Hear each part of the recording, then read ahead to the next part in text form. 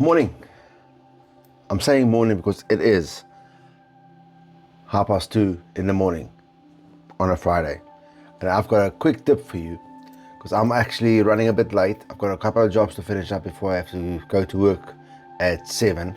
So I thought I'll show you this very quick tip. And I've been meaning to do it for quite a while. Just couldn't find an emerald ring to work on. So now I've got one and I thought, bam, today is the day.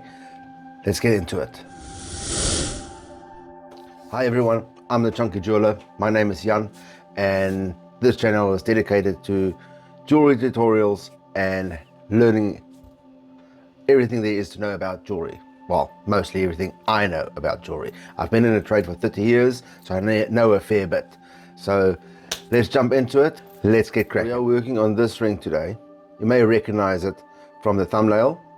It's slightly worn. You can see that the corners are worn away. So this ring actually came in to have the bezel replaced. But I thought this would be the perfect opportunity to show you how to protect your emerald when soldering on the ring without removing the stone. I'm going to show that to you right now. Let's check it out. So the first thing what we need to do is obviously this ring doesn't have a break in it. So we've got to essentially create one for the purpose of this video. So first I'll just cut through it, creating our break. So what I'll do, I found the old joint on it and we'll just cut through there. Done. Cut through, we've technically broken the ring. Now when doing something like this, a lot of jewelers may say to you, submerge it in water, wrap it in a wet toilet paper or tissue paper, or use that fire protective gel stuff that you buy from all the jewelry supply stores. I say no, don't do that. It's a waste of time, it's risky. With the water submerged, when you can get it, almost never get it hot enough for the solder to run, you'll end up with porosity on your solder joint and it just turns to shit. You don't want to do that. I'll show you how to do it. And I've rarely seen any other jeweler use this method in protecting their stones. And I've been using this method for the past 2 or 3 years. I didn't know about it. I discovered it accidentally. I was trying to do something else and stumbled upon this method. So I'm sharing this tip with you today.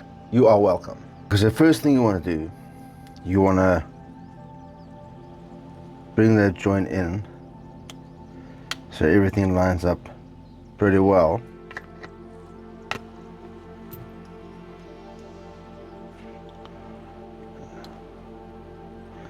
Get it nice and flush.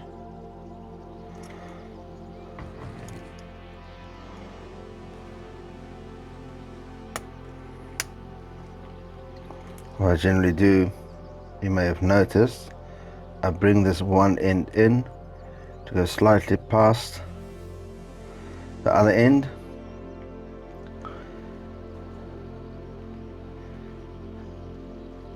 and that'll bring it in together for a nice even join.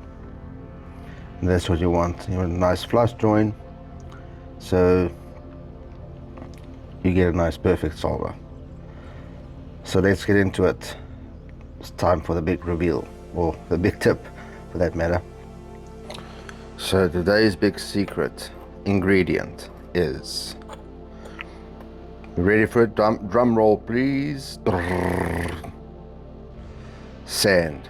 Yep, good old sand. Mother Nature to the rescue again.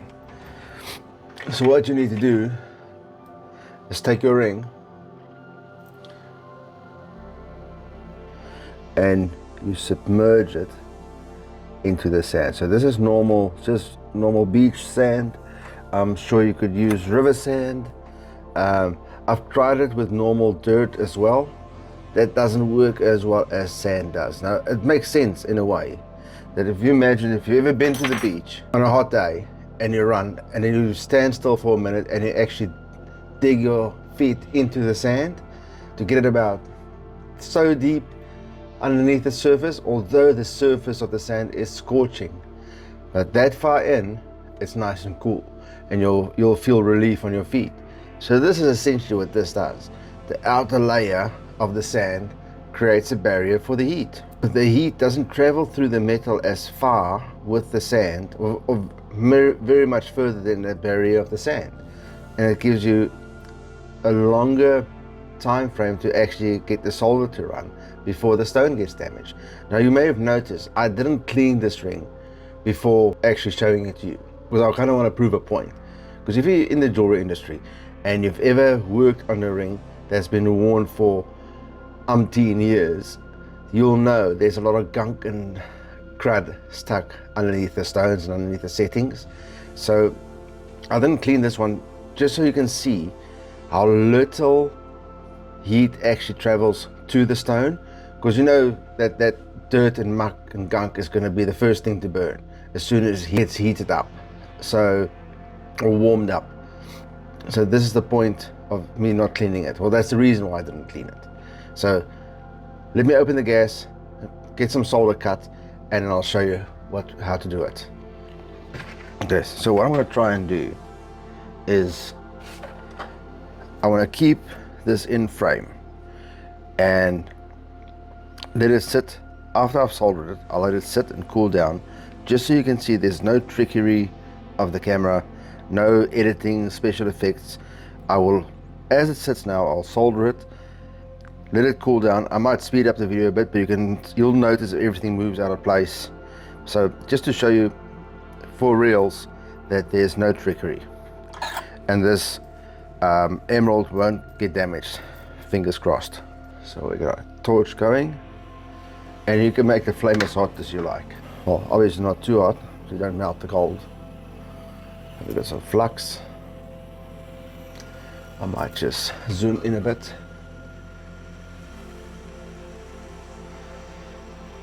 Let's get that steady. Okay. Apply a flux. Get our solder.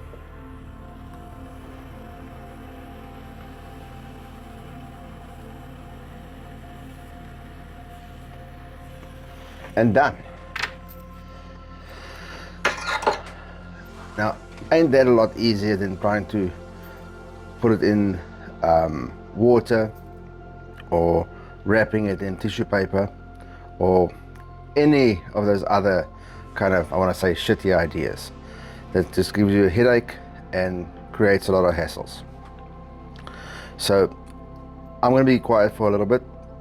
We will probably speed up this section just for allow it to cool down. You need to let it sit for about a minute or two before taking it out, because you don't want, or at least what you don't want, is when you remove the ring, obviously that bit there is still hot, and if you take it out too soon, that heat will then travel around the rest of the ring, and that could cause damage. So be patient, let it sit and cool down properly.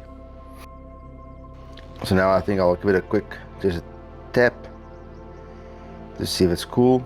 Yep, it's cool enough. It's kind of a little bit lukewarm still, but it is cold enough, and by the time I found my tweezer, it'll probably be ice cold. Let's grab this tweezer.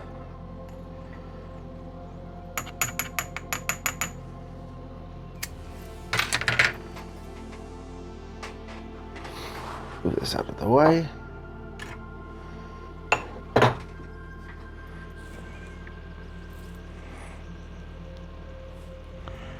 Now you can see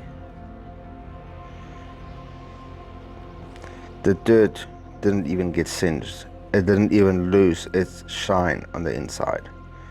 And the emerald is intact. No damage at all. So there's your top tip for the day. Hope this helps you in your workshop, and smash that like button if you didn't know about this trick. Well, there you have it, folks. That's a quick one for today, or for this week. And let me know in the comments what your thoughts are. Did you know about this trick? Do you have any other tricks you might want to share with the community? What is it that you usually use to solder onto emeralds. And just by the way, this works on emeralds, rubies, diamonds, or diamonds is, we all know diamonds is fine. But opal, lapis, works with silver rings, and we all know what a nightmare silver rings are to solder when it's got a stone in it, like those big onyx signet style rings. You end up heating it up too much and the onyx cracks, or if you've got carnelian in there.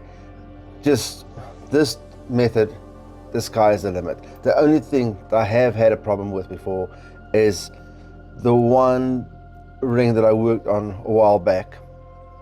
It actually had perspex in it, and it was a horrible ring. It was shellac filled, and it was a nasty piece of work. And in that case, the synthetic material, perspex in this case, melted. But I think it was a botched job from the beginning, because the person who made that ring may have been a bit on the dodgy side, and he may have sold the customer a onyx, but it was black perspex.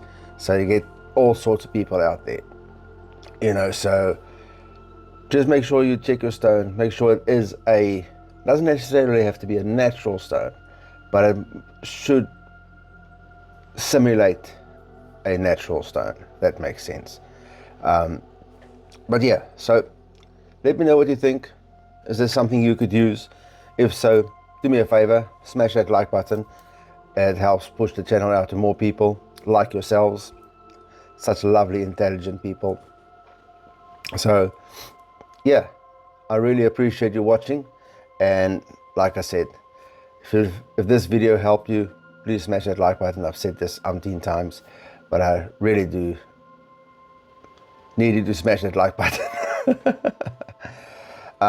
So nothing left to do but to say thanks for watching, stay creative, Junkie Jeweler out.